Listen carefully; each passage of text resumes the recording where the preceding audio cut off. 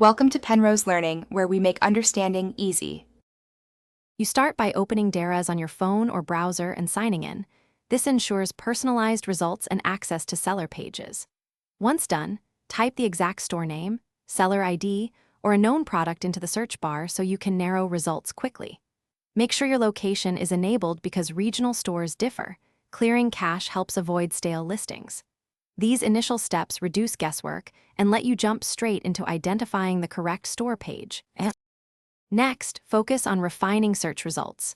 Put the store name in quotes or use exact phrases to prioritize accurate matches, and apply seller or category filters when available. Once search results appear, scan product thumbnails for the seller name, ratings, and sales count to confirm legitimacy before opening the listing.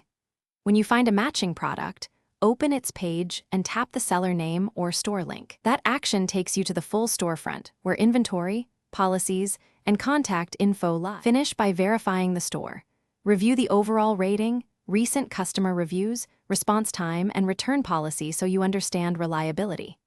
Make sure to follow or save the store for quick access and use the chat or contact button to confirm stock or ask questions.